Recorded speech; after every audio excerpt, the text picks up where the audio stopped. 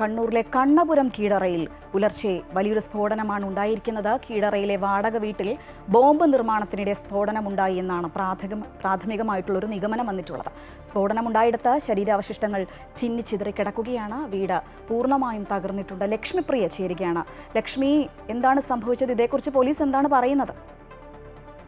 ശ്രീജ, ഗോവിന്ദൻ എന്ന അയാളുടെ ഉടമസ്ഥയിലുള്ള വീട്ടിലാണ് ഇപ്പോൾ ഇന്ന് പുലർച്ചെയോടെ സ്ഫോടനം നടന്നിരിക്കുന്നത്. ഈ സ്ഫോടനത്തിൽ തന്നെ സ്ഫോടനത്തിന്റെ ആഘാതത്തിൽ വീട് പൂർണ്ണമായും തകർന്നിട്ടുണ്ട്. ഇതിനിടെ നടത്തിയ പരിശോധനയിലാണ് വീട്ടിനുള്ളിൽ ശരീരാവശിഷ്ടങ്ങൾ ചിന്നിച്ചിതറിയ നിലയിൽ കണ്ടെത്തിയിട്ടുള്ളത്.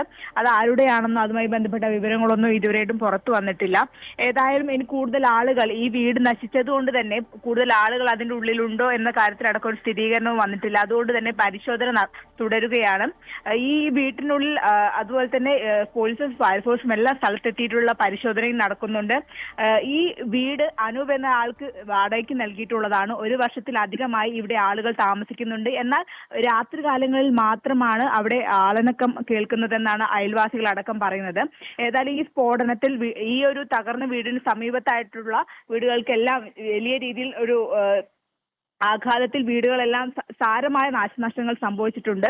അതേസമയം പല വീടുകളിലും ഭിത്തികളും അതുപോലെ തന്നെ ജനാലകളും തകർന്നിട്ടുണ്ട് എന്നുള്ള വിവരവും ഇപ്പോൾ നമുക്ക് ലഭിക്കുന്നുണ്ട്. ഈ ഒരു സ്ഫോടനം നടക്കാനുള്ള കാരണം വീട്ടിനുള്ളിൽ പടക്ക നിർമ്മാണം നടത്തി വരികയായിരുന്നു എന്നുള്ള ചെറിയൊരു വിവരം ലഭിക്കുന്നുണ്ട്. ഇതുമായി ബന്ധപ്പെട്ട കാര്യത്തിലടക്കം ഒരു സ്ഥിരീകരണം വരേണ്ടതുണ്ട്. ഏതായാലും 1 വർഷത്തിലധികമായി ആളുകൾ ഇവിടെ താമസിക്കുന്നുണ്ട്. ഇനി ഇതുമായി ബന്ധപ്പെട്ട, അതായത് പടക്ക നിർമ്മാണമായിരുന്നോ അതോ മറ്റ് നിർമ്മാണങ്ങൾ ഈ വീട്ടിൽ നടന്നിട്ടുണ്ടോ എന്നുള്ള കാര്യത്തിലടക്കം പരിശോധനയും അതുപോലെ തന്നെ അന്വേഷണവും നടക്കേണ്ടതുണ്ട്. ഏതായാലും ബോംബ് സ്ക്വാഡ് അടക്കം സ്ഥലത്തെത്തി പരിശോധന നടത്തി വരികയാണ് ശ്രീജ. തീർച്ചയായും എന്തായാലും പരിശോധന നടക്കുകയാണ്. അതിനുശേഷമേ അറിയാൻ സാധിക്കുകയുള്ളൂ ഇത് ബോംബ് നിർമ്മാണത്തിനിടെ സംഭവിച്ചതാണോ അല്ലെങ്കിൽ മറ്റെന്തെങ്കിലും ഇതിൽ ദുരൂഹതയുണ്ടോ എന്നുള്ളൊരു കാര്യം അറിയേണ്ടതായിട്ടുണ്ട്. വിവരങ്ങളുമായി ഒപ്പം ചേരുകയായിരുന്നു ലക്ഷ്മിപ്രിയ.